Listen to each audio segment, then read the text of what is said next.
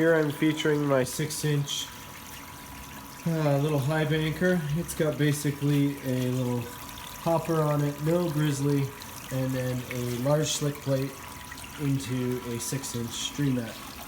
I'm using this as a separator to separate cons down to black sand and gold, or in this case I'm using it as a loss prevention tool for my shallow V mat. See if my cleanup sluice is losing anything. I like linking stuff together and testing multiple areas. This is my hopper. And my hopper is slowly eroding.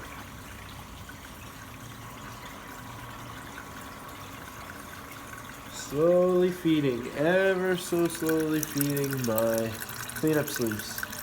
Non-stop and very consistent. I find this to be the key to success in a cleanup sluice, is to have a consistent feed rate.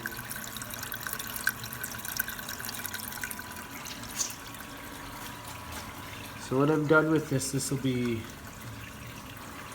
just a layer of black sand and gold on the bottom in my hopper. I'm running a very shallow angle. Then I would expect to get some decent gold in my cleanup sluice. And I'm really hoping to see not a whole heck of a lot in my dream mat. But I imagine my cleanup sluice is going to be losing a little bit. So we'll test each piece, and that's what I like to do. So like I said, this is my little dream mat cleanup sluice that everybody's been asking me about. Made it really small. You can pretty much run the water right up to the top edge there. Light, small. I got the plumbing that comes out the back so I can use it to feed a tube. In this case I have the plumbing all spread up. So, yeah. And I'm using my recirculating setup. And then I run a pan at the end with riffles in it. And I run all my riffles on the dump side. And I will pan that out again after and see what comes out of the dream mat, and try and get as much of a loss tally from each piece as possible, so I can figure out which pieces I need to fine tune more, and if I need to make any changes in any of the matting or the water flow or the angles.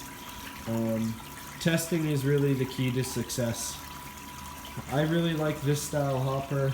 I like this style of cleanup sluice. And I like this style of dream mat sluice. So really I think all of them together makes a pretty cool combination. I have a feeling by the time I'm done this will stretch all the way to the other side of the garage, but it is what it is. Learning as we go.